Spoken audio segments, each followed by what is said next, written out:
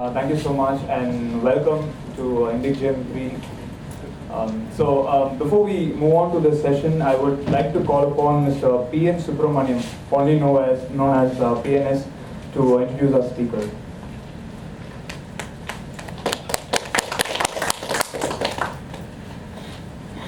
I think JK and Ramraj don't need any introduction, but I think as a formality he said I should do that. I have been associated or at least known them for the past 15 plus years. So JK is an alumnus of IIT Madras and I am Calcutta. And he was the CEO of Deccan Charges in the year 2008. Now he runs University Solutions. Ramraj, alumnus of AC College of Technology and I am Calcutta. CEO and co-founder of CIFI, person who brought the internet revolution to the country, and that's Ramraj. And currently senior advisor at Elevar Equity. Very quick and simple introduction. Over to them. Yes, over to you guys. Thanks, PNS, for those gracious words of introduction. Good evening. Good evening. How many of you are first-timers to the Indic way or Indic gym? Wow, quite a few. Okay, which means we need to give you a very quick summary leading up to where we are currently.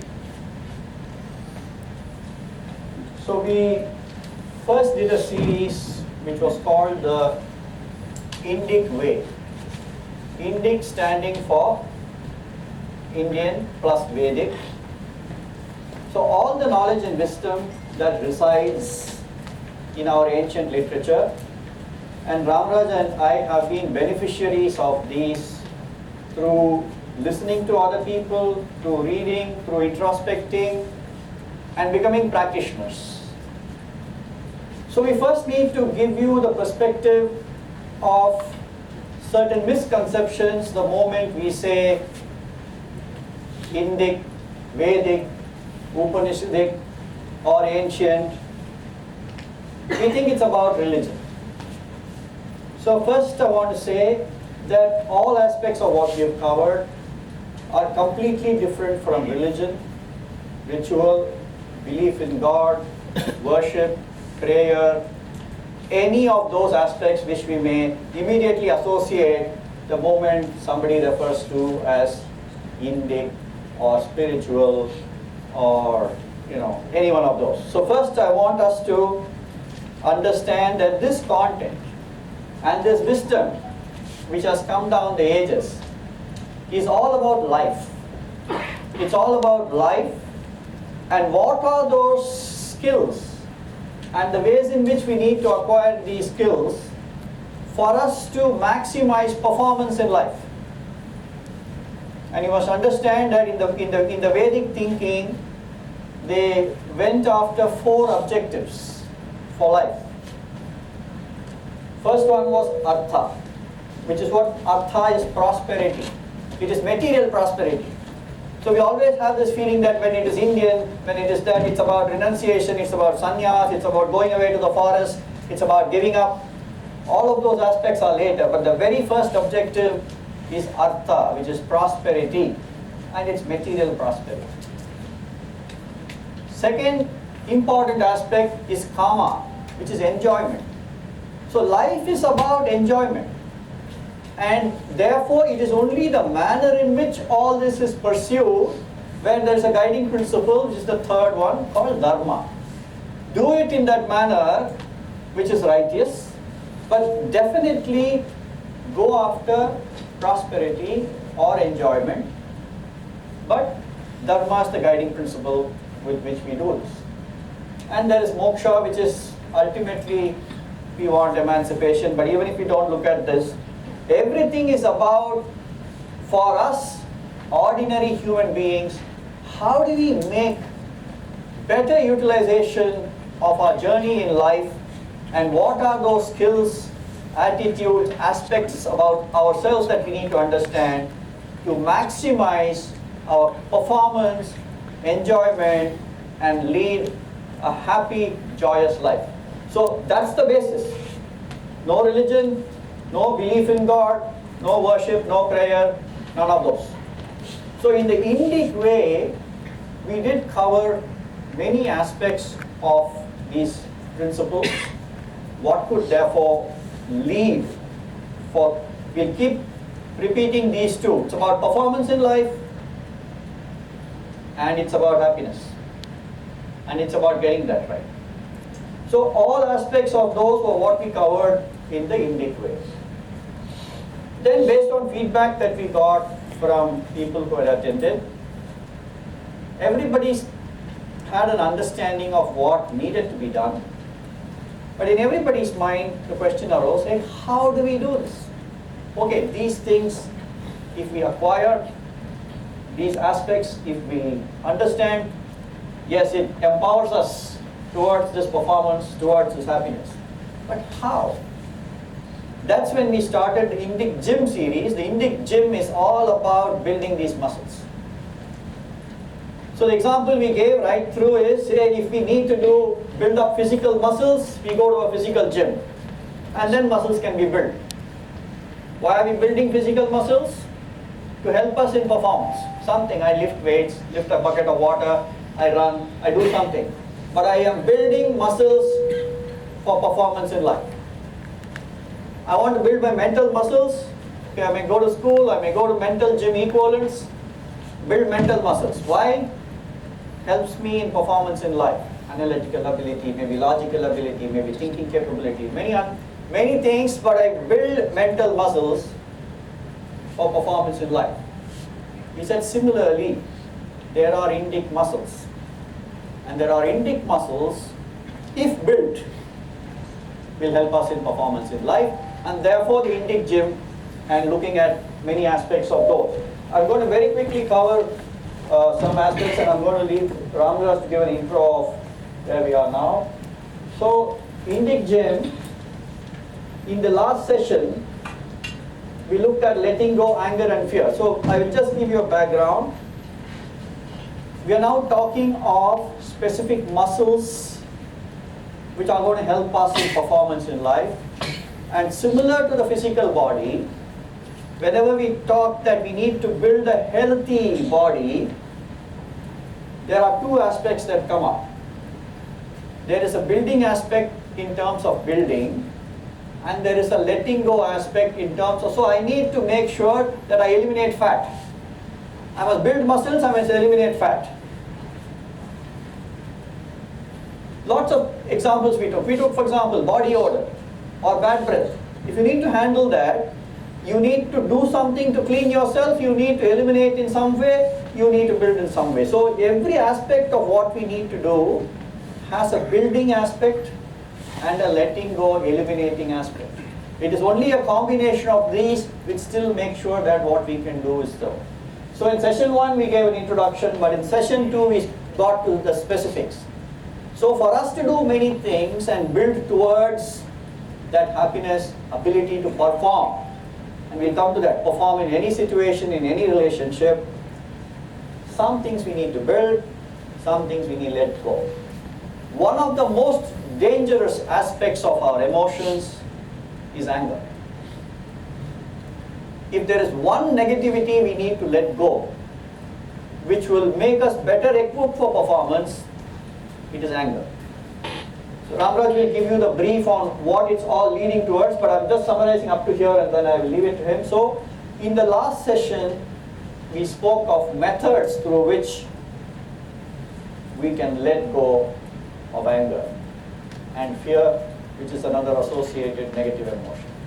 And in this current session, so we have all this, we will lead up to equanimity using the intellect, and how these muscles are going to help us in performance in life is the program contents of the Indic Gym.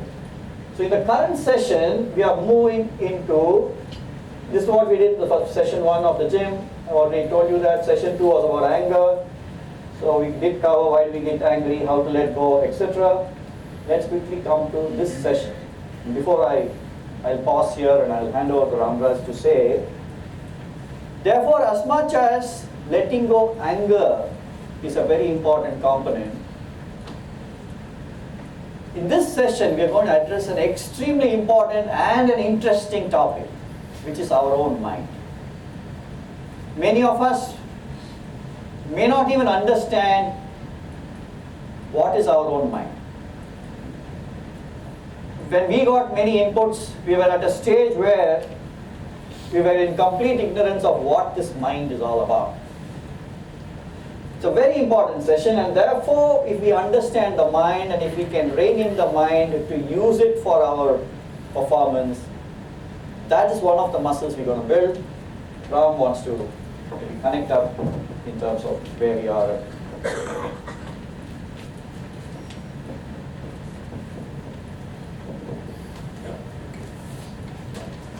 So, good evening again. You know, JK was talking about part of our challenge when we look at the Indian way of doing things is all our education has been from the West. And therefore, we look at this as something whose expiry date was over maybe thousands of years ago itself. What are we talking about it now? Is it relevant at all today? How is it applicable? So, what is it that we are wanting to do in life? Happy? Successful? Both. The guys who are really going out, who are ambitious, who want to do things aggressively, be out there performing, and we see them, we get motivated by them, we see them stressed out, heart attacks, whatever it is. What is it that we can do? And we talk about work-life balance as if something has to be given up to have a work-life balance. Without giving up, is there a way that we can have dynamic action, success and peace, success and happiness? That is really the underlying philosophy with which we are coming to talk to you, and all of that is available in the Indian way. We're just drawing your attention. Just drawing your attention to something that is native to us, which over time we have not only lost, but don't want to go after it because we think it is not relevant.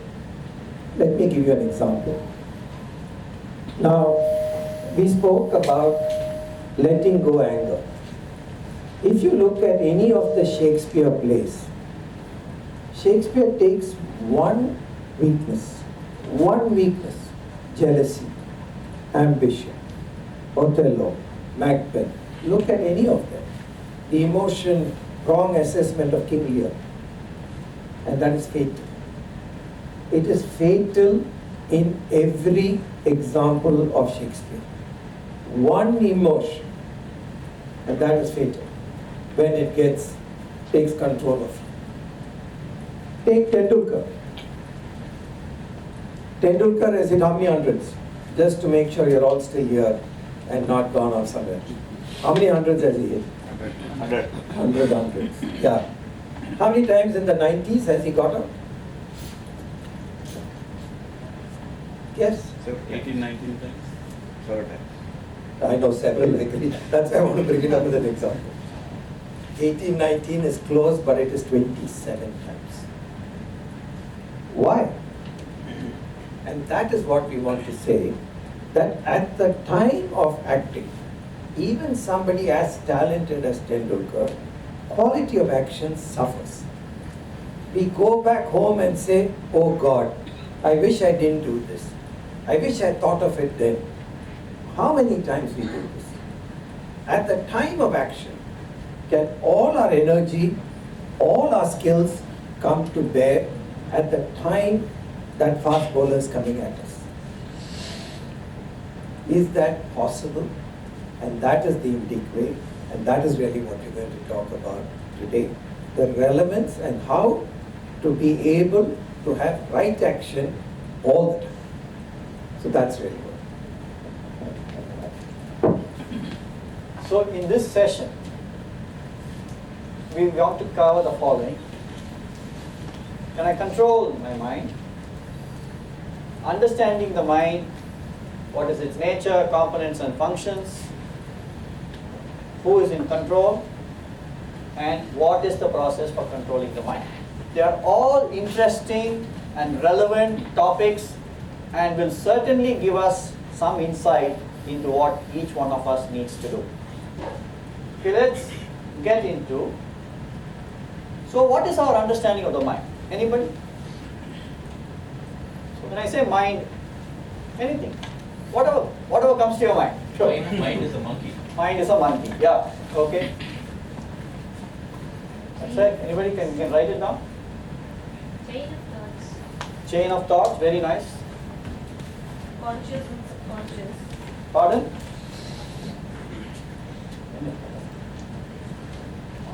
Okay. Thanks.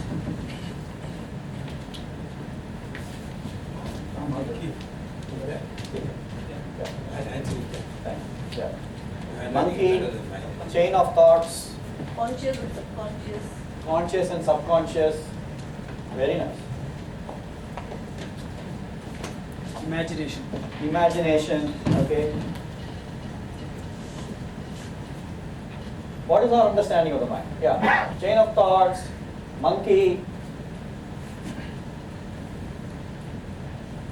conscious, subconscious. No, you can go ahead. Control. Pardon? Control of the body. Control of the body. Okay.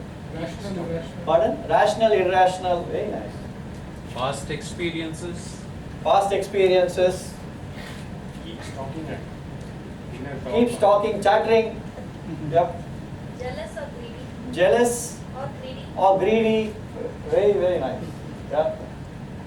Travels faster than light. Travels faster than light. Traveling all the time. Yeah.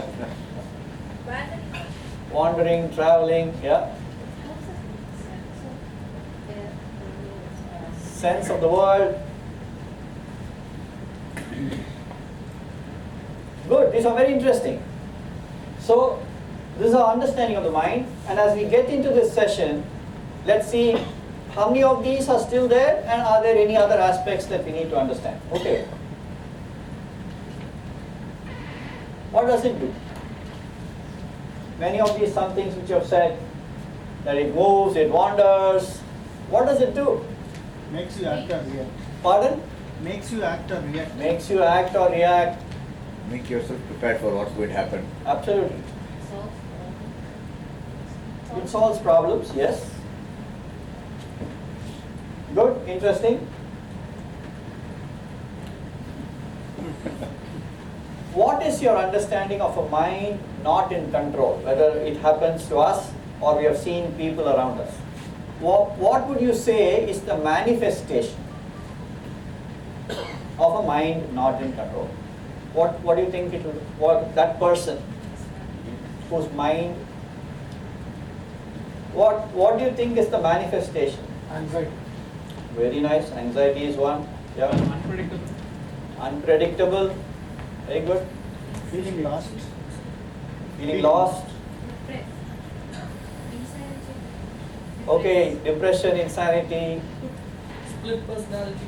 split personality. I want to differentiate one thing here, in the sense, there's a difference between how in the Vedic and in our scriptural thinking, the mind is visualized, and how the mind is visualized in Western thinking and in medical science. That fundamental difference, I'll just give it now, but later we're going to cover it again. That therefore in the Western thinking and in medical science, mind is an aspect of the brain. Whereas in the Vedic thinking, mind is an independent principle. Mind is an independent principle. Mind enlivens the brain. Mind manifests in the brain. But the mind is an independent principle. And when we get into the components of the mind, we'll understand this a little later. So some of those aspects are still relevant, but many of those are still some which we have got from Western science. Mind not in control. Ram, you wanted to take this up. Anybody else? What is the man? Have you seen people? So mind not in control meaning what? Acts against self-interest. Acts against self-interest. Yes. Confused state. anger, It's not in control. So I go after something, I go after something else. it does what? Yeah, I say something and then I say something different. So, I think what is the manifestation of the mind not in control? like the monkey, it goes here, there. Absolutely. inconsistent. Yeah. Inconsistent. Inconsistent. Relation. Doesn't really know what it's going after. See, Ram used a very important aspect which is the objective of all this, which he said quality of action. What determines quality of action? Prior to quality of action, if I need to say something must be Focus. there, what is it? Focus. Quality of thought. Quality Okay, of- I'm just saying. So if you want to simplify, quality of action is possible only with quality of thought. Do you agree? Yes. It is a precondition, a necessary precondition for quality of action. So for quality of thought, mind not in control, I think is going to be very far away from making sure that you have a quality of thought. So mind not in control. Why is it important to control? Let's ask the reverse. Very clear what Ram said. Therefore, it's for performance in life, which means I have the best ability for the quality of action or anything that I do, whether it's in an event, situation or relationship, that I'm able to do the most appropriate and what is beneficial in that situation, circumstance or relationship, possible only when mind is in control. Okay. Ram, anything in there? So we want to cover, can I control my mind? And I want to underline 3 things here. Who is this I who wishes to control the mind? We'll pause here, we don't need answers now. But in this statement, can I control my mind? Who is this I who is even attempting to control the mind? What do we mean by control? And how well do we understand the mind? Only if we do these 3, we can come up with the strategies or the formulas or the prescriptions for something in us, which is the I, getting that capability to control the mind. Is that okay so far? So this is what we want to cover. We want to understand, we need to understand the mind better. We need to understand what is it that we mean by control towards what? And who is this I who is wishing to control and who would be able to control? Once we have that, all the prescriptions would emerge. So we first want to start with the mind. We need to really understand, and we're going to cover that in detail in terms of the nature of the mind, the components and the functions of the mind as put down by our ancient sages. It's amazing. I'm saying every time we speak and we share with this group, we come back saying and the things that we have understood. None of these thoughts and concepts are ours. We are only repeating. We are only sharing with you what we have understood. But the original thinkers and how they have been able to come up with such powerful concepts with such clarity always amazes us when we said, hey, all this was put down maybe 3,000 years ago. So components and functions of the mind, these are the 2 that we wish to go into. Ram? Just take nature of the mind, or you're going We're going to go into that. So, come on. So first we're going to start with the nature of the mind. And many of the things that you have put down here is what we want to bring into focus and attention.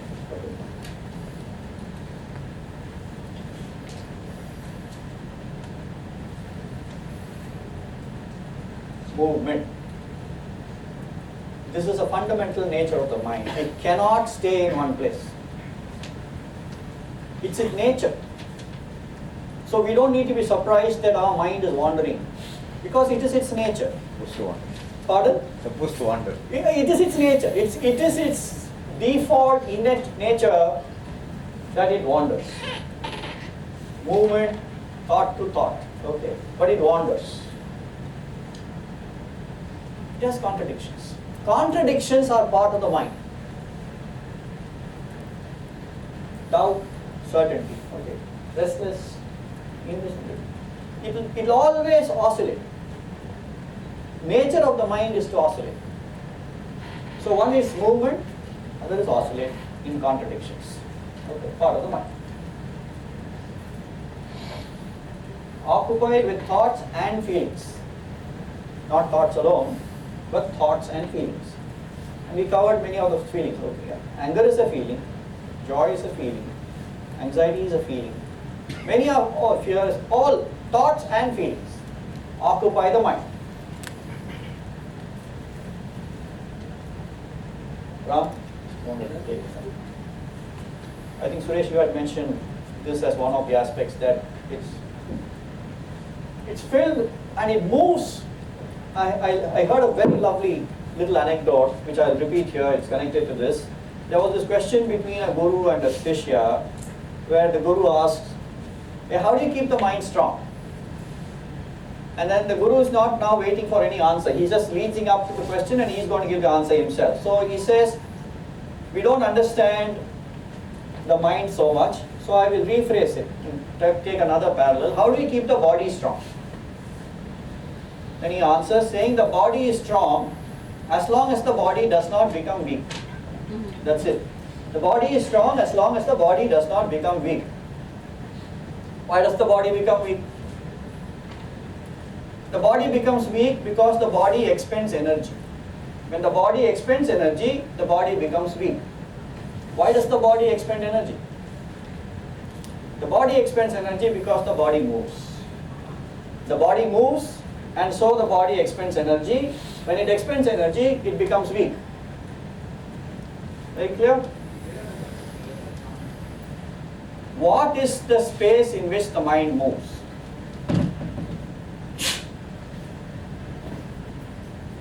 What is the space in which the mind moves? Anybody?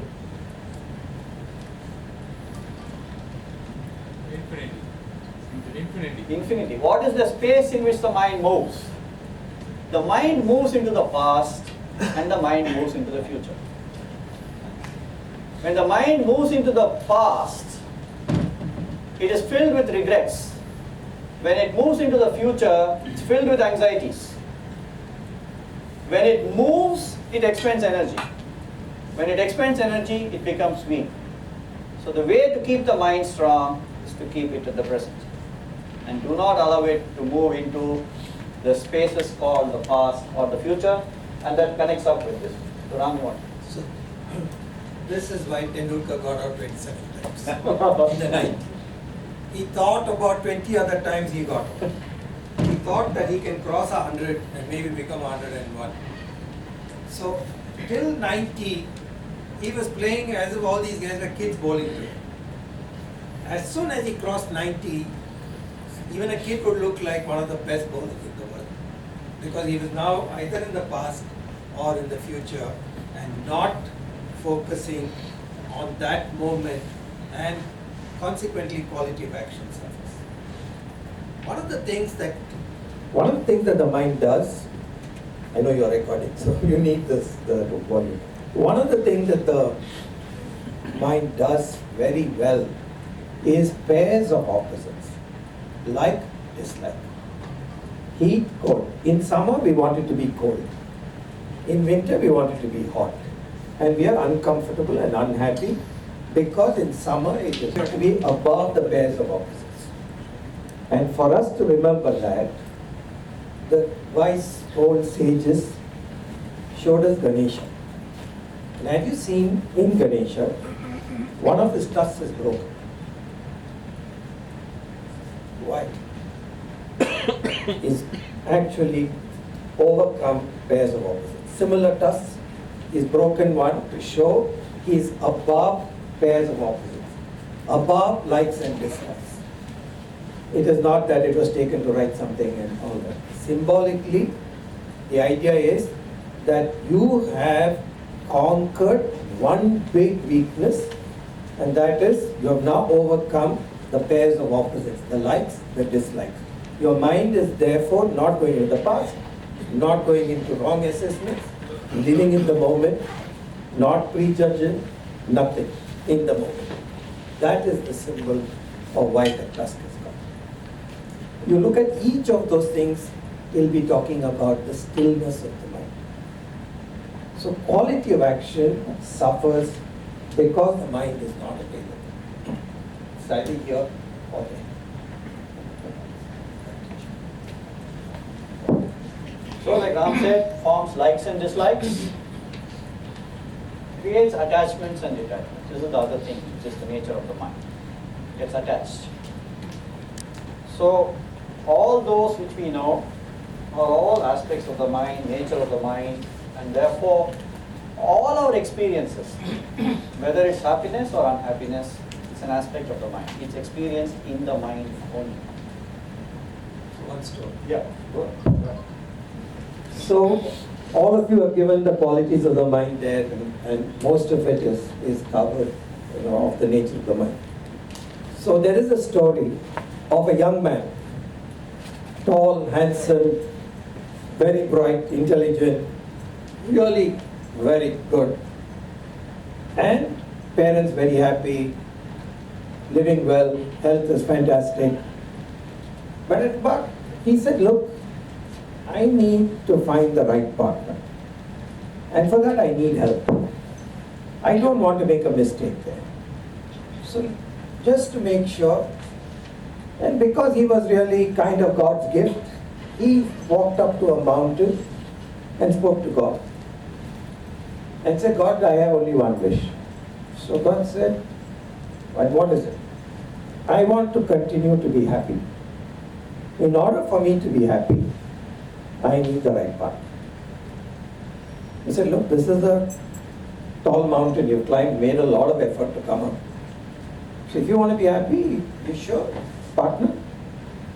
We thought of it, we looked around you, seen how many partners are having fun. So he said, no, I know all that, but I want a partner. And that will make you happy? He said, of course that will make me happy. So you give me the best partner and I'll be happy. And sure enough, he got the best partner that was possible. Year 2, 3, 4, 5. Then his wife told him, hey, you seem to have a direct connection to God. We don't have children. Why don't you go up and remind God that we don't have a kid? So he said, last time itself God asked me, is this the only thing you want? He said, chalo, let me go. So he went up and said, God, thank you, great partner, but I want a child. He said, you sure that's all you want? He said, yeah. He said, okay. Well, sure enough, wonderful child born. And both very happy. Child, suddenly they notice, is now deaf and dumb. Beautiful to look at, deaf and dumb. Now what do you do? Does he go back?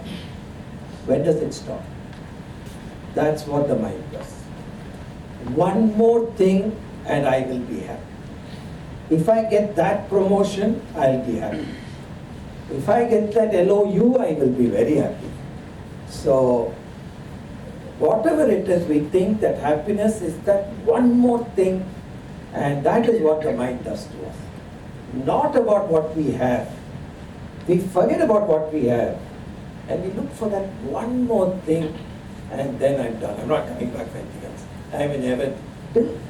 The mind says, hey, JK has something more than me, so maybe I should look for that one more thing. So, that is the nature of the mind. So man is called a wanting animal. Yeah. Alfred Marshall also said man is a wanting animal. So this is the nature of the mind. The second aspect that we need to understand of the mind, okay, lovely statement. The pendulum of the mind alternates between sense and nonsense, not between right and wrong. Components and functions of the mind. This is the key. This is a very important aspect for us to understand before we can attempt to control the mind. And I'm giving you the components and functions as laid down in our Indic thought process. We have one component called manas. Manas is we refer to it as the lower mind. A lot of us sometimes put our hand here and say, Manasa Tortu Solun, and we'll touch the heart. Okay. But Manas is still part of the mind, and Manas is the lower mind, and I'm going to cover some aspects of the functions of Manas in the subsequent slide. Is second component of the mind is Ahamkara. Ahamkara, not fully translated as ego, though that is the translation in English. But Ahamkara is one aspect of the mind, and as we get in, we'll understand what all it signifies and what are the aspects that it looks after. The third component of the mind is Buddhi or intellect. We will again understand its role and its importance in many aspects that we need to do as we attempt to control the mind. So the third aspect is Buddhi. The fourth, more important, Chitta is actually that base on which all these others are occurring. But Chitta, translated as consciousness, and it also has other roles, and we will cover it when we cover that in detail. So first, we have four aspects, which together is what we represent or refer to as the mind. It's not that they independently reside as these distinct components, but they surface in that manner. It is therefore, at that point of time, my mind is in the shape and form of Ahamkara, and I do and respond and behave in a certain way. So it's not that these four are just there as four different pieces which are there and joined together. No. They are aspects of the mind, and at a certain time, one of these predominates, and therefore that is what is the aspect of the mind that we experience or we display in all our interactions. So these four are the components of the mind. Let's take the first one. Let's look at Manas. How many of you are from IT backgrounds? Quite a few. Okay, great. It's the user interface layer. It's the user interface layer connected to the world. And I'm going to explain that after I do the next, and I'm going to link it up. How many of you remember good old OSI layers? Suresh, network. Good old OSI layer. So we had, all those layers starting from the physical layer, data link, network, blah, blah, up to application. So there were all these layers through which only actual communication can happen in a computer network or within the computer, and each one had its role, each one had a protocol, each one had a way to hand over to the next layer, so that together still there is a logical way in which data is communicated between the application and the cable. Similarly, the mind is that interface. The mind is what I call the input-output controller. All of you who have the PC know, therefore there's an input-output controller. Input from the keyboard or mouse is first intercepted by this I/O controller, and it determines what it is, and it does the next action to process that particular thing. It's the I/O controller which will send the signal back to a display for something to be displayed, or to a printer, or to a fax, etc. So the I/O controller is the mind,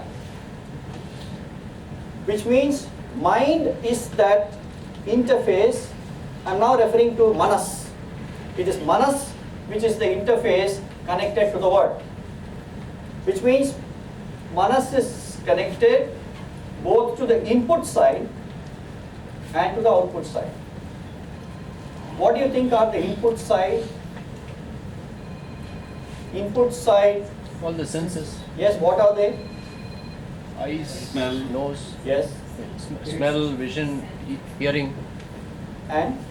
Taste. Touch. Yes, absolutely. So we call them Jnana Indriyas. Indriyas are organs or means. Jnana, of course, are the senses.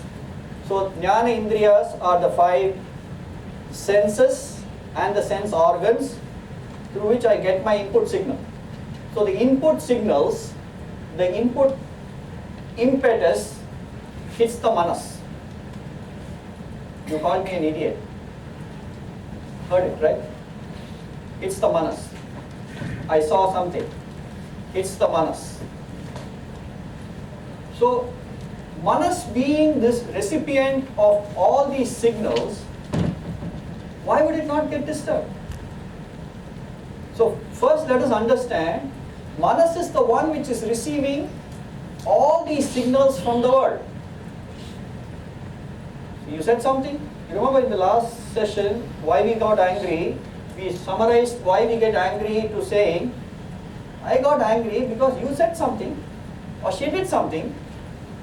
I won't get angry otherwise. I'm calm. But you said something, she did something. You didn't say something, she didn't say something. It happened, it didn't happen, it shouldn't have happened. So we summarized last time to say all this anger is because something around us, somebody said, somebody didn't say, somebody did, somebody didn't do, something happened, something didn't happen, was why I get angry. Which means those impetus, those signals received by the lower mind is triggering the thing. So the lower mind as an input-output controller, input is these. What is the output side? Emotions. Reactions and emotions. No, we have, no. What we say. There are 5 action aspects of our body, which we call the karmendriyas, or organs of action, means of action, or our hands for grasping, for doing many things, legs for locomotion, speech is another thing through which we express, then reproductive organs and excretory organs. These are the 5 through which, again, under the control of the mind. Speech is therefore under the control of the mind. And that is how we interact with the external world. Emotions are still internal.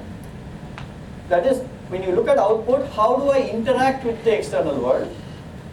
From where am I getting things? So this is what we need to understand of the manas. And therefore the manas is getting disturbed all the time. Is that okay? Ram, you want me to add? So the manas receives, experiences, perceives, interprets the world.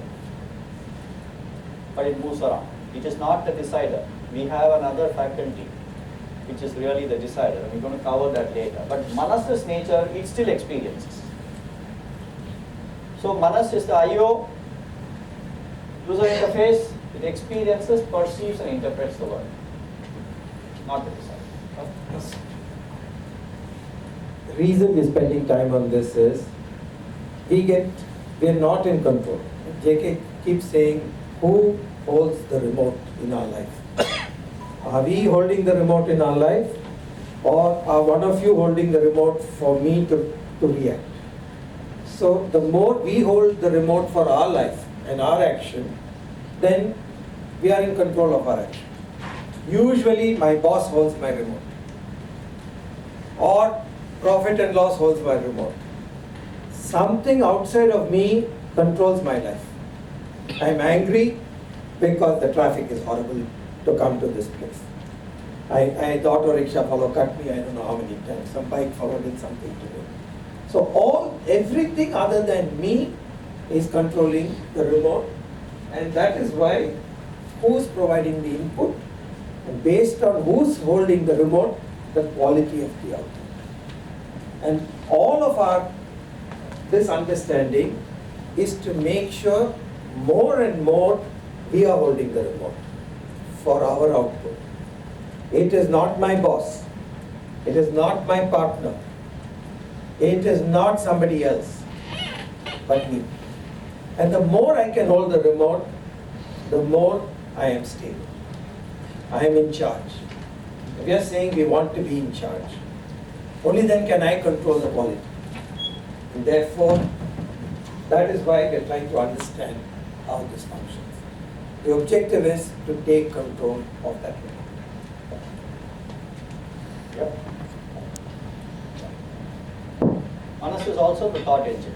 What we put down here, it is manas, which is continuously moving from thought to thought, and it interacts with memory. Memory is outside. Memory is actually under the storage of the buddhi. We'll cover that there. But interacts with memory for it to experience many things. So it can quickly bring back from memory and think about it. So it interacts with memory. And This you've is the seen third time you called me an idiot. Yeah. I remember that. This is not the first time. Yeah. So I remember. Yeah. And every time I see you, I'll remember, oh, this is the guy. And so I'm already ready to respond. And you are now holding the remote even better now. So Manas has that replay capability. Manas has another lovely capability which I'll come to later, what I call movie making. But these are the component functions of the Manas. By changing my thoughts, I can change the way I experience the world. Yeah, that's fine. There's one aspect. Sorry. Yeah, go on. Buddha said, as you think, so you become. So did Bruce Lee, incidentally. As you think, so you shall become, said Bruce Lee. What does that mean? Where your thoughts are going, that's where your actions end up going, sooner or later. So if your thoughts are all worked up, agitated, etc., that's where you're going to be. And therefore, as you think, so you become. Look at all the tipping point book. Talk about the 10,000 times you have to do something to become a world champion. So as you think, I've already seen myself standing and taking that, and I'm doing 10,000 times.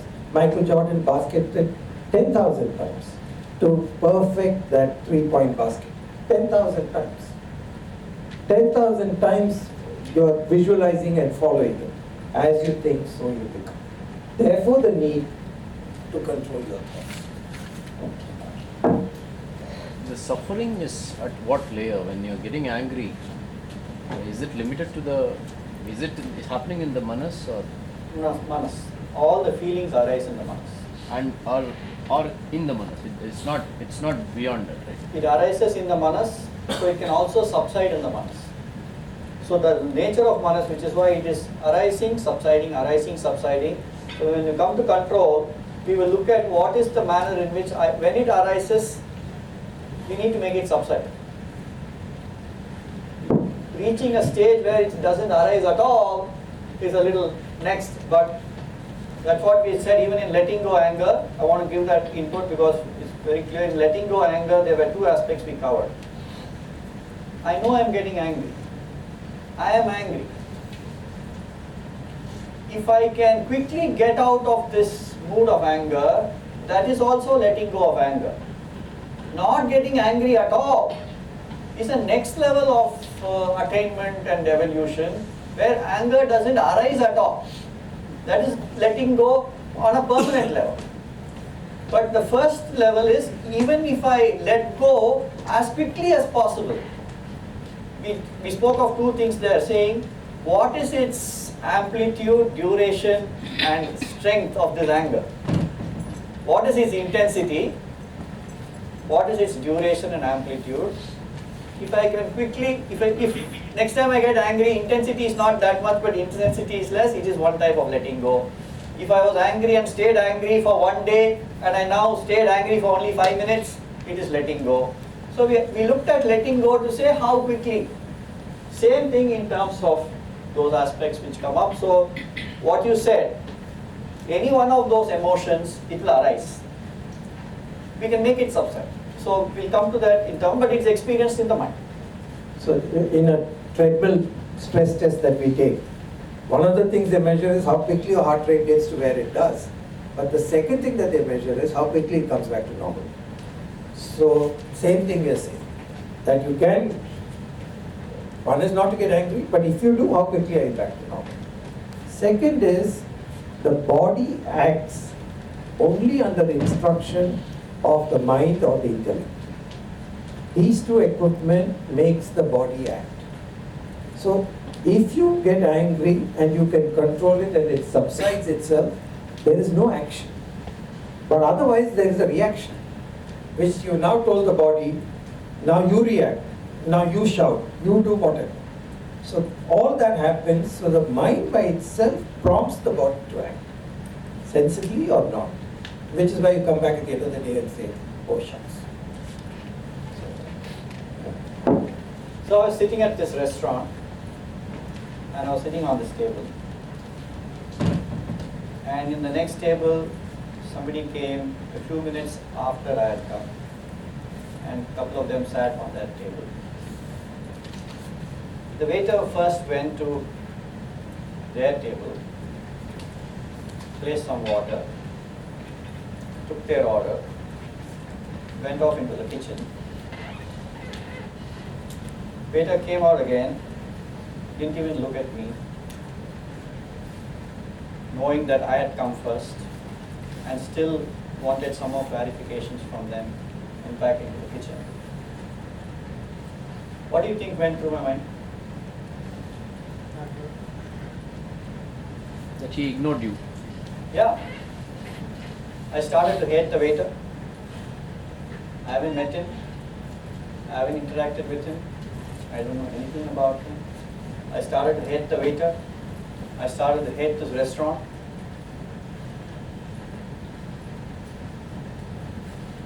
Which part of my mind is doing all this? Which part? Ahamkara. The ahamkara is the one I'm feeling wounded, my respect and my dignity and my greatness is now in question. The ahamkara has surfaced. So this is why I said it is an aspect of the mind, and at that point of time, I am operating from ahamkara. It's not my manas. You understand? It's not my buddhi. It's not my chitta. There are 4 components we spoke of. At that particular situation, my ahamkara is the one which is predominant. I am operating from ahamkara, and all my thoughts are fashioned, influenced by ahamkara. You get to understand? So that means the anger doesn't actually gets experienced in manas but in ahamkara, right? No, the ahamkara is now predominant. Yeah, it gets experience in the totality of the mind. But you must, what is causing these thoughts to happen? I'll take Ram's example. If my ahamkara was not alive and kicking at that time, but if my intellect was alive and kicking, I'll say, okay, I'll wait till he comes. I'll wait till he comes. You understand? If my intellect was alive and kicking at that time, same situation, the way I would have reacted was, hey, let me wait till he comes. Or if I still don't like it, maybe let me get up, I'll go to another restaurant. Ram? No. So this is likes, dislikes, profit, loss, all the stuff. These are things that affect us on that. There is not necessarily an I or mind yet. This is where the two are connecting, where there is, I have been ignored. I have been hurt. So it's a modification or an adjacency, as you can see, of the mind with an overlayer of I. And therefore we are taught again and again, be careful of how big this I becomes. And so that it doesn't get punctured somewhere. And you get easily offended because I is. So that is why this ahamkara is brought. It is, as you can see, these are all 4 interconnected. But this is the I part of how we get either liking, disliking, judging, not judging. A lot of it is emotion based and not rational. I don't like the waiter already just because he's ignored me. I judge the restaurant also, saying guys have not trained anybody here. Food must be bad. All because the guy is ignored. There is no rationality there. It is just the ego. So the ahamkara, call it I-ness, ownership, I-maker, me, mine, all of that is getting associated because of the ahamkara in us. It's also the awareness identity of the individual. I don't want to go into details, but there are some other positive aspects that we look at. Now there's one more aspect that ahamkara does. 5 people go to a restaurant and they are there, they have food, and then they are having a talk. So one guy says, yeah, I really like the food in this place. Another person says, the ambience here was okay. Third person said, the carpet was stinking.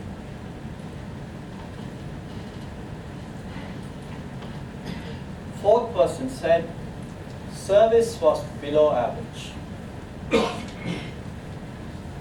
And the fifth person said, air conditioning just didn't work.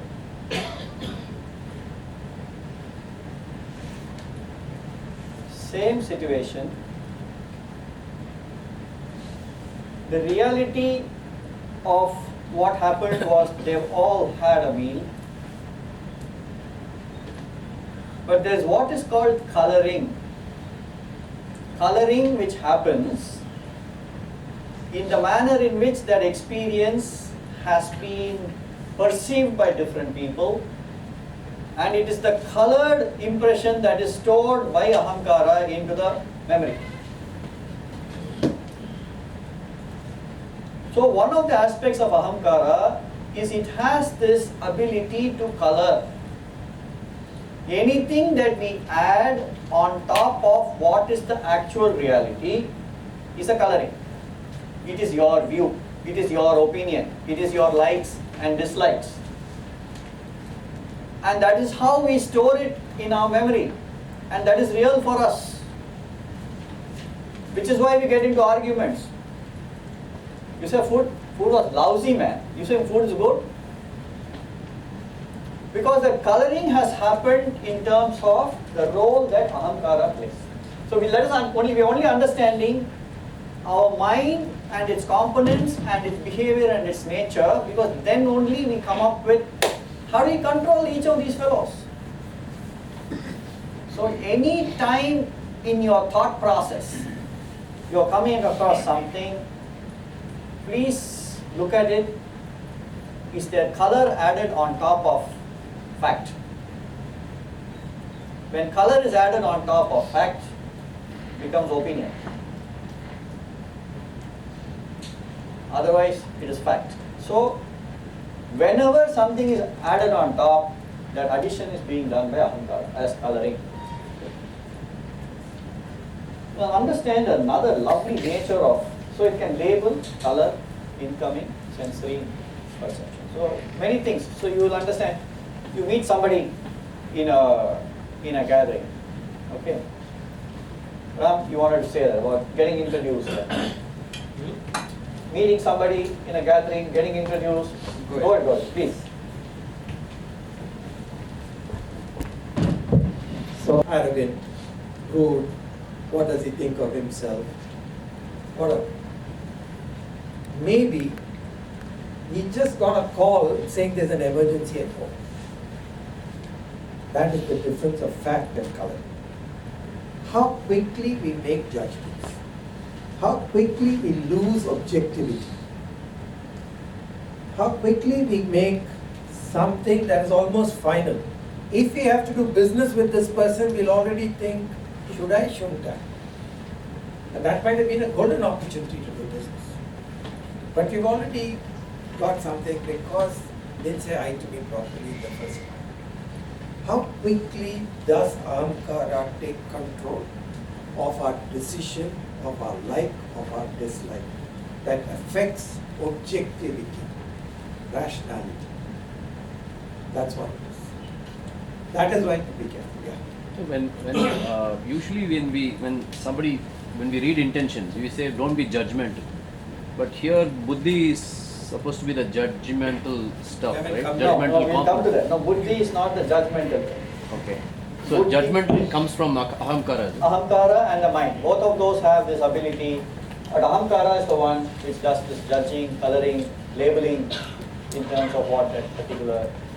So whenever it is colored and labeled, we must understand it may be different from the fact. That's all is important for us. Likes and dislikes, opinions and prejudices. See, ahamkara, fundamentally, its response to any stimulus where it is active is attack and defend, attack and defend, attack and defend. That's its whole behavior is, how did you say that? How can you say that? How dare you say that? The first immediate thing is attack, defend. I'm not like that. To defend, it'll attack. Defend, attack is the role of ahankara. And all the time, it will come up with all sorts of arguments to say it is doing so in your best interests. It will convince you, அப்படிதான் பார்க்கணும், இந்த மாதிரிலாம் இல்லைன்னா ஏமாத்திட்டு போடுவாங்க. So, ahankara will also convince you that it is doing all this in your own best interests. Lena, in the Kalivatla, you cannot play survive. It will do all sorts of things. It will trick. It will give you arguments. That's the role of ahankara. So that is what we need to watch out for. Ahankara's nature is that. Attack, defend, attack, defend, attack, defend. Yeah. So I just have a question. I know we haven't come to Buddhi yet, but these traits in our functioning of mind exist for a reason that has become outdated at the moment. No. It is not outdated. It is part of us as a human being. No, it's about saying, if we'll take again the physical body, only then we'll understand. We covered in the last session, I have bad breath, you have bad breath, any human being has bad breath, correct? It's not gone away. Just because I have a mouth freshener now, or I can do some chewing gum and I can brush my teeth, bad breath won't go away. It's part of my body. Body odor is part of my body. I can scrub and I can clean and I can shampoo and I can do all that and I can have anti-deodorant, I can have perfume. Body odor cannot be removed from the body, understand? I may mitigate, I may eliminate, I may mask it. Similarly, all this is part of us. We are only leading to saying, hey, if I understand these, I am better equipped to control them. So it's not that these were there long ago and now they are no more relevant. No, it's very much there now. So the body acts based on this. Yeah. And just to jump the gun, directed by this, hopefully. Yeah. Then we are okay. Not directed by this, then we are not okay. That's all. Yes, aggressiveness is through this. Yes. This is aggressive. It is through this and through another aspect which we covered earlier. The mind also has another area which we call sattva, rajas, tamas.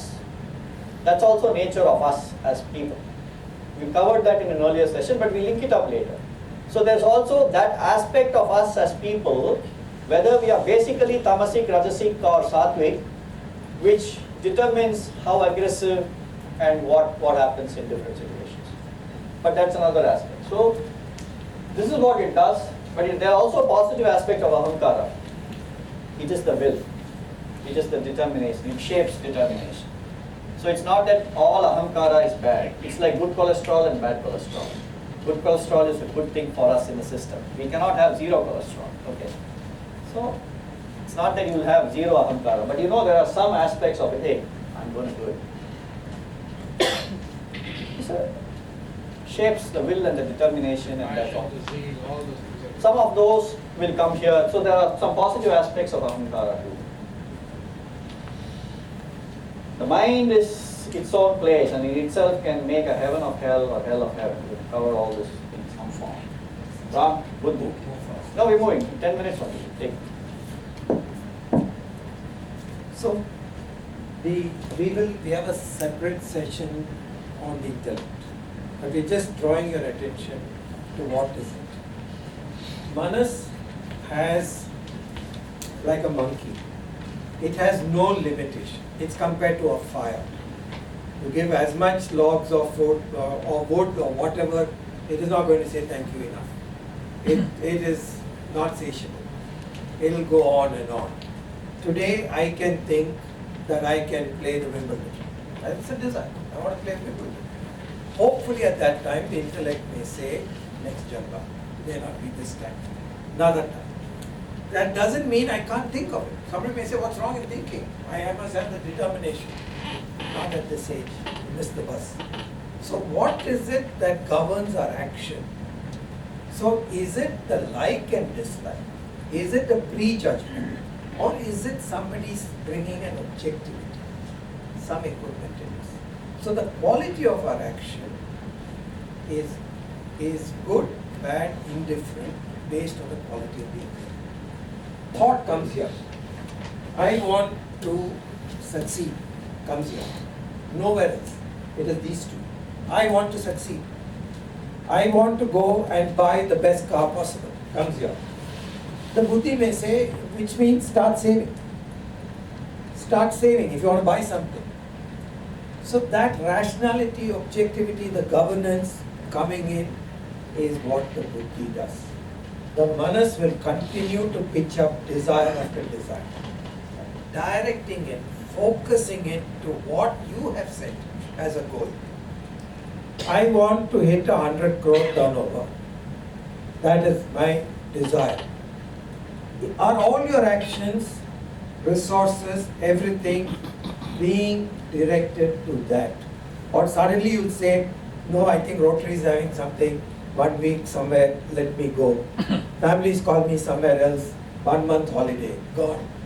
How on earth is that focus coming? Which is your priority? All that is good. So this is the monkey. Millions of thoughts and ideas, worries, anxieties. This brings the objectivity, the quality. We talk about this.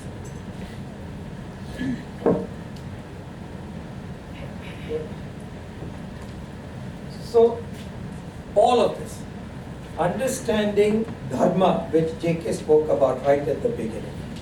What is right and wrong according to us? And then do we follow that? I'm a diabetic. I know therefore that the tea with a lot of sugar there is not for me. I love that tea with the sugar. I'm taking that as a simple example. Understanding, I love to have rasgulla. I love it. Right? Wrong. For me, diabetic. My buddhi is available, I will say no to rasgulla. Buddhi is not available, thank you rasgulla. And thank you diabetes going through the roof. So that's what. The ability to choose right and wrong at the right time, at the time of action. I got angry, I use my temper, I lose my temper.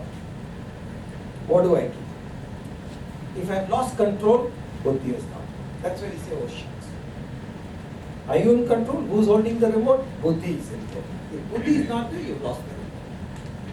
That's all.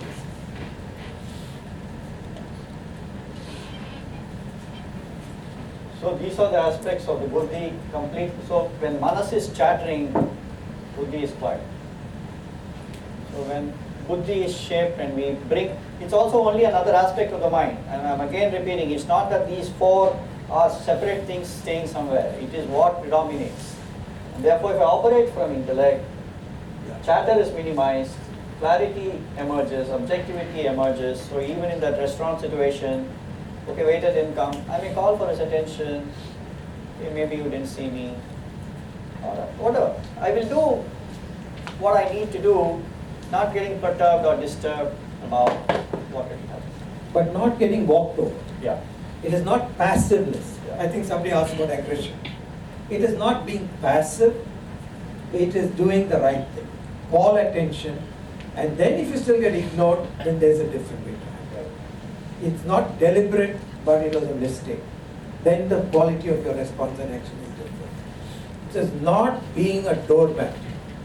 It is not passive. There are two types of people, passive, aggressive. Passive, and then there is good and bad. So good passive is a cow. Whatever you do to it, it is passive. Aggressive is a tiger. So they personify this as Krishna and Duryodhana, as the aggressive good and the aggressive. Aggressive good is somebody who says, I will go out and do for the ultimate good, I will do whatever it takes to get the good. The other guy said, I take whatever it is to finish you off. So there are, and we go into that when we talk about the intellect. In being driven by objectivity is not being passive, it is not being a doormat, it is not getting pushed around. It means using your head, rationality, objectivity to get things done dynamically but peacefully.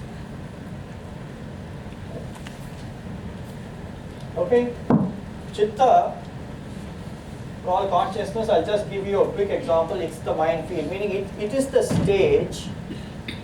It is the stage where the actors, whether the actor is manas or ahankara or buddhi, come and play their role. Couple of them could be actors, buddhi could be more a director, but still all of them are coming on that stage, which is consciousness, which is called chitta, and that's where all this is getting done. So it's the bed, it's where thoughts arise, it's the custodian of memory, and it's the very important part of us, always awake and alive and kicking, and consciousness has other connotations which we won't cover now, but this is where all the other aspects of the mind really surface and play their role in front of the stage. A lovely example to summarize all that we have discussed so far. Ram, you want to take this? So JK spoke about the senses. So this is the body. The chariot takes you place to place, moves around. So this is the body. These are the senses, 5 senses, therefore 5 horses.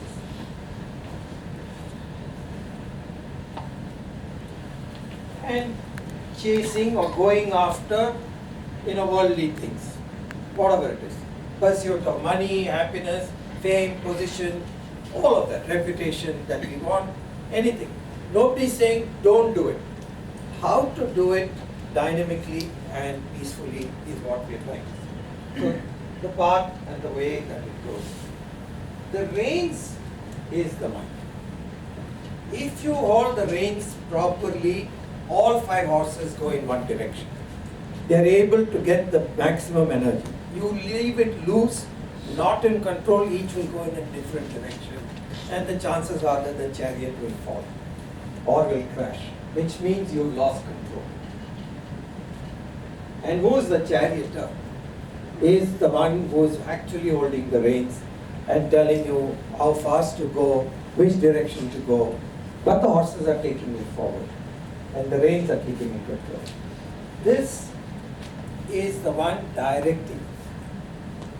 But this is what is the objective and the body stays.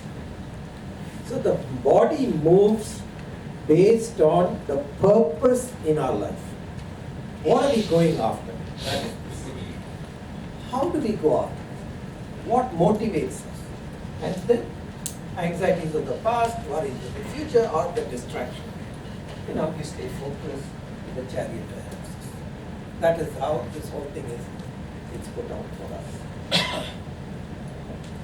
So let's quickly go to the crux of what we are discussing. So is it possible to control a thought? What do you all think?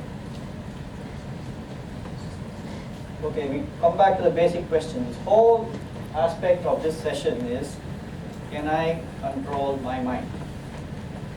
What do you think? Yes. By controlling 5 senses. Very nice. So we'll finish this. So who is in control? Are the senses in control? Is it likes and dislikes? Is it the mind? Is it the ahamkara? Is there something else? So I just want to give you one thing here. Think about it. If I need to control the mind, this I, which I am now referring to as I, if I need to control my mind, the I must be a power superior to the mind. Do you agree? There must be a boss. I mean, if the mind needs to be controlled, the boss of the mind must be superior to the mind. Is that logical? So, I who needs to control the mind must be some power in me superior to the mind. So let us first understand that we all have in us a power superior to the mind. We just need to understand that that is there, and therefore we have an ability then to watch the mind, which we come to. So I want to first say, who is in control? Who is the I who wishes to control? This I is some power in us superior to the mind. We just leave it there. And therefore, for controlling the mind, let's quickly come to what are the strategies. This is the last aspect that we want to cover. So we want to first say, if we have a pet at home, how many of you have pets or have worked or have one or two? If you have a pet at home, how would you control that pet? Leash. Leash is one way. Very nice. Very nice. So first is training. So we train and we command. Sit, stand, lie down, do this, do that. So we train, then we command, then we control.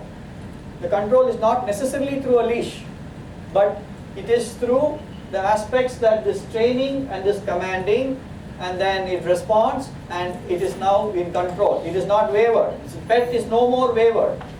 It has been domesticated. It knows the rules of the house. It knows what to do, when to eat, when to sleep, what to do if it needs to go out. It has all this training. It's commanded. It's now far more domesticated, trained, and in control. And discipline. So go ahead. I want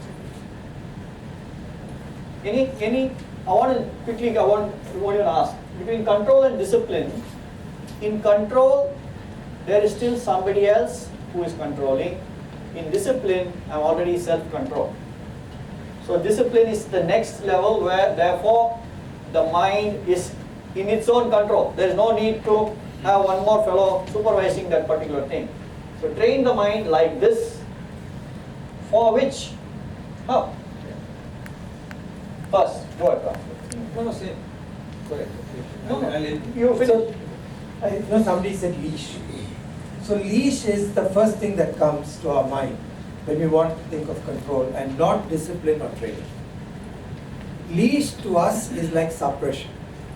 When a desire comes up, we can understand, analyze, think, doable, not doable, go after it, not go after it, or suppress it. We keep suppressing these desires. And one day, like a leash, you tie the dog with a leash, it is trying to pull out, jump, jump, jump. And that leash gives way, it is at you. It is at you or at the visitor. That behavior then is worse than if you had just left it alone. So suppression creates an explosion later on. Therefore, the need to train, discipline, and understand. Many of us think, okay, let me go on a diet. Because I've been indisciplined, I've eaten, I've drank so much beer, all that, let me go on a diet. Without the thinking through of the whole thing. And when you finish your diet, you indulge. Completely. That is suppression. If it is thought through and then handled through training and discipline, and that is why the awareness, then your behavior is far different than if it is suppressed. So awareness. Hey, it is moving. My mind is now not here in this meeting. I'm already thinking, hey, I need to reach home at 8 o'clock. Will this finish at 7:30? My mind is moving. My mind is not here. I watch it and I know my mind is moving. So that's the first aspect. The mind can watch the mind. I can watch the mind. Power superior to the mind, but I can watch the mind, become aware of its nature, which is why we covered the nature and components and its functions are, now we are implementing something. We know that is its nature. We are not surprised that that is its nature. But if I wish to discipline, if I wish to bring it under my control, first learn to watch it. Watch it, become aware of its nature and behavior, and through this observation, watch its movements and operations, contradicts. You yourself will be surprised when you say, hey, you know what, my ahamkara is telling me all this. I would like you guys, when you go back and the next time you're feeling something, say, hey, I am not feeling this, my ahamkara is feeling this. Understand? I'm no way perturbed, but my ahamkara is saying all sorts of funny things to me. I may or may not respond. You understand? The moment I'm saying this I is already superior to the mind. My ahamkara is saying all these funny things. I'm not going to listen to it. I'm going to do something different. Watch it through observation by knowing that this is its nature. Can I train, control, discipline, and operate from higher aspects of my mind?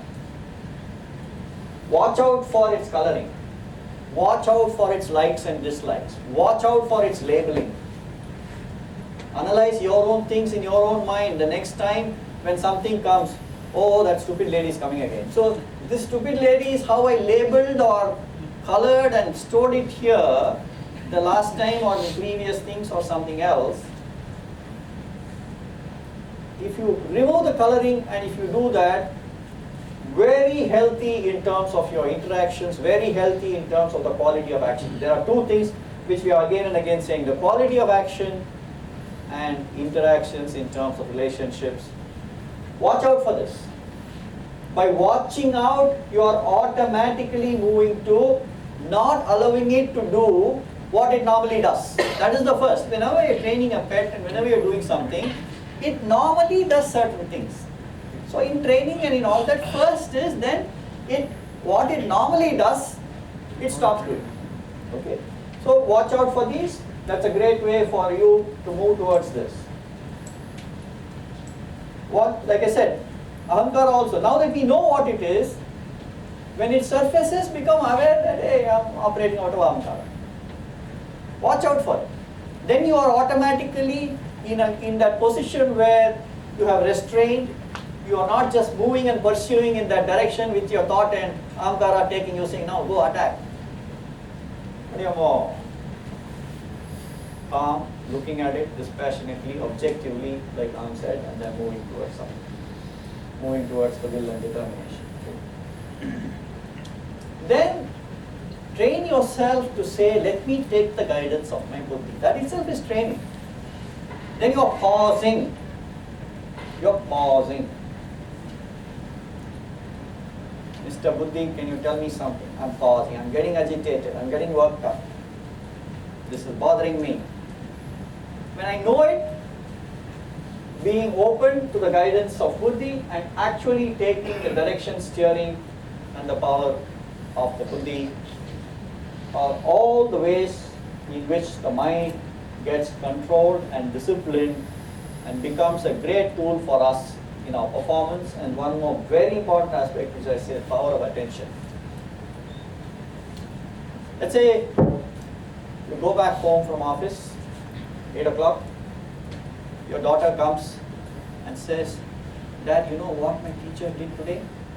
I said, yeah, okay, 1 minute. Yeah. No, Dad, you know, so she said, yeah, I understand. Gone.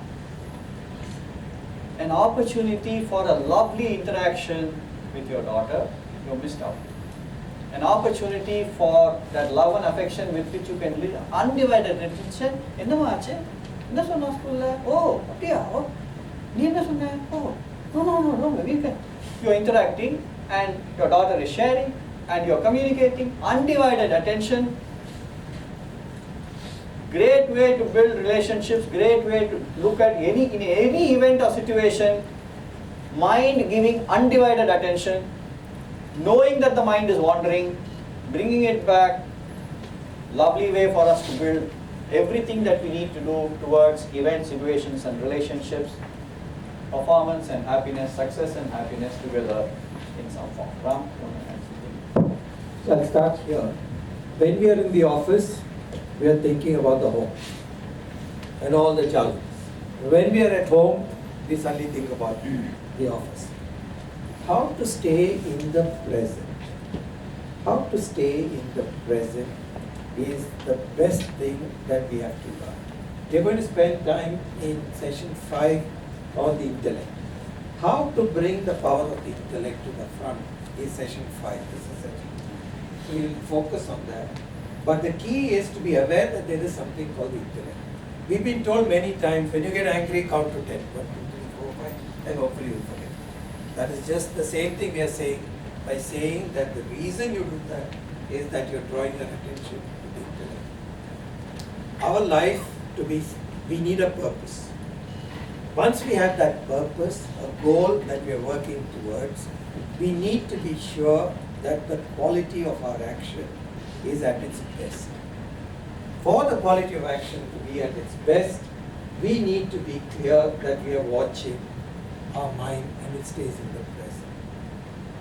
The second part of what causes tension or stress is relationships. And relationships go this way or that way because of color, because of wrong assessment. So how can we be objective in our action, in our assessment, and stay in the present? If you do that, then the quality of the action to meeting the goal you have set for yourself, everything will go towards that. That's why the need to control the mind, to stay in the present. Remember Tendulkar, 27 times he missed an opportunity because he was not in the present after the 90s. All these are good exercises to get into, helps us in training and controlling the mind. Thank you. Just